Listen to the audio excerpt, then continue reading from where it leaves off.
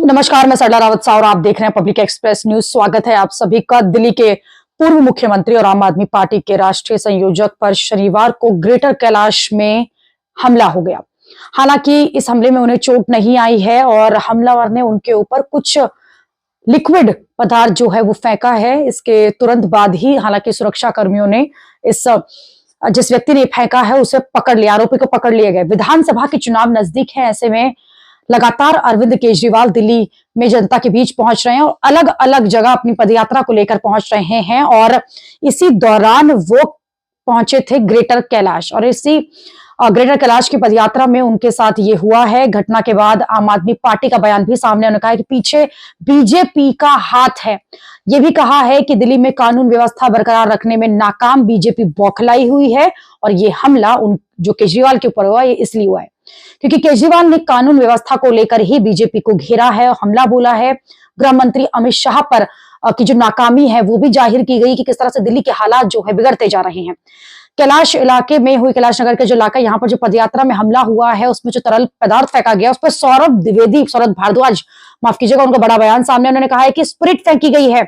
इसी के साथ ये भी कहा जा रहा है कि माचिस भी थी आरोपी के हाथ में और इसको ये कहा जा रहा है कि अरविंद केजरीवाल को जलाने की कोशिश थी, हालांकि वो बच गए। जिस शख्स ने लिक्विड फेंका है उसके एक हाथ में स्प्रिट और दूसरे हाथ में माचिस थी और वो स्प्रिट फेंकने में तो कामयाब रहा लेकिन माचिस से जला नहीं सका।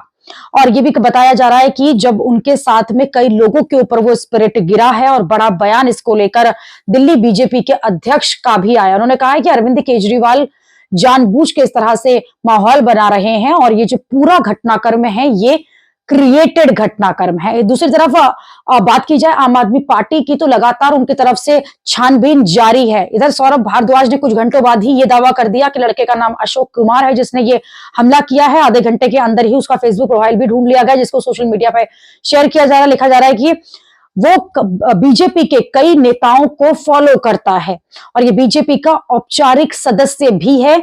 दिल्ली का चुनाव हारता हुआ देखकर बीजेपी नेता घबराए हुए हैं और इसी वजह से केजरीवाल के ऊपर इसे हमले जो है किए जा रहे हैं। साथ ही डाटा भी दिया जा रहा है जिसमें कह रहा है पिछले 35 दिनों में ये तीसरा हमला है। पहला हमला जो है वो 25 अक्टूबर को हुआ था, फिर 27 नवंबर को नांगलोई में हमला हुआ और फिर 30 नवंबर को दिल्ली के ग्रेटर कैलाश में उनके ऊपर हमला हुआ है अरविंद केजरीवाल पे। क्या बीजेपी केजरीवाल को जान से मारना चाहती है? ये सवाल यहाँ पर पूछे जा रहे हैं। इसके साथ साथ दिल्ली पुलिस को भी कटघरे में लिया जा रहा है कि कैसी सुरक्षा व्यवस्था, हालांकि अरविंद केजरीवाल की सुरक्षा व्यवस्था जो है इसके बाद बढ़ा दी गई है एक के बाद हमले होने की वजह से। लेकिन दूसरी तरफ बीजेपी लगातार ये कह रही है कि हम तो पहले से ही कह रहे थे जैसे जैसे चुनाव पास में आएगा अरविंद केजरीवाल और उनकी पार्टी जो है इसी तरह के घटनाक्रम जो है वो दिखाती रहेगी। जिस शख्स ने जो भी लिक्विड फेंका है, हालांकि बीजेपी कह रही है कि वो पानी फेंका गया था, वो उनकी ही पार्टी से है, उनकी ही पार्टी के कार्यकर्ता है जो कि उन्हें देखने के लिए वहां पहुंचे थे। अभी के लिए इतना ही। अगली खबर में आपसे फिर होगी मुलाकात। देश और दुनिया की खबरों के लिए आप देखते रहिए, आप जुड़े रहिए पब्लिक एक्सप्रेस न्यूज के साथ। धन्यवाद।